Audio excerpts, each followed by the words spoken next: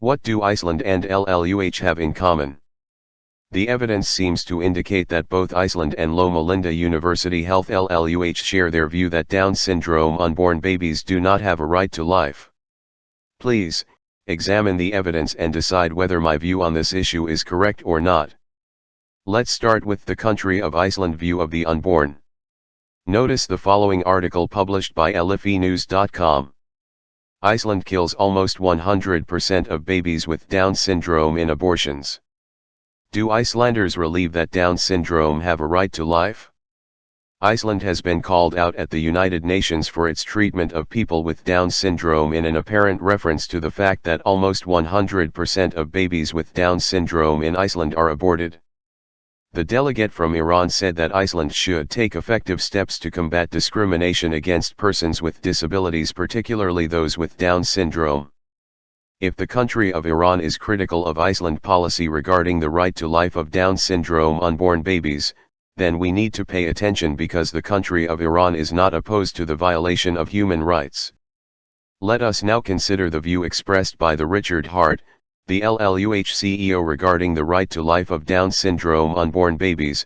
His view was crystal clear on October 14, 2019, when the General Conference Committee was ready to approve the Adventist new document on abortion.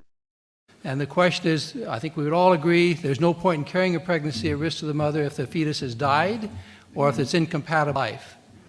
The tough part is the middle ones, in between the two. And there's a few cases of these that frankly much of this discussion hangs around. Such things as placenta previa, which with placentas growing across the mouth of the womb, may end up in fatal hemorrhaging of the mother.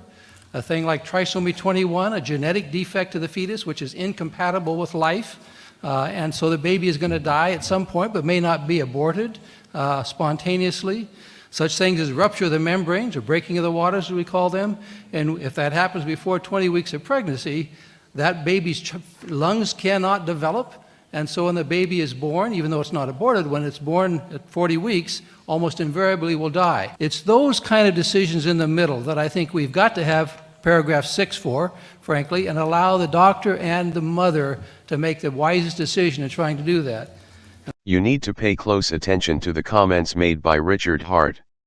He made reference to trisomy 21, which is the scientific name for Down syndrome unborn babies.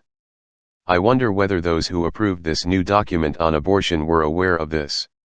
Richard Hart described these Down syndrome unborn babies as incompatible with life. If this is correct, how can you explain the fact that a large number of them do survive into young and adult life? Do these Down syndrome individuals seem to be incompatible with life? Do these young and adult people seem to be dead?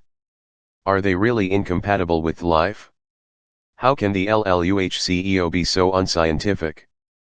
Richard Hart also described Down syndrome babies as those who almost invariably will die either before or soon after birth.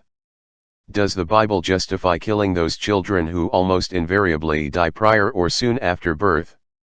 So what is the true reason that both the country of Iceland and the LLUH doctors allow the abortion of Down syndrome unborn children? The true reason is that caring for such babies is inconvenient and required extra work. Is this a valid reason for killing them? You be the judge. Save this video. Please, share this video with your friends. And watch the videos listed below.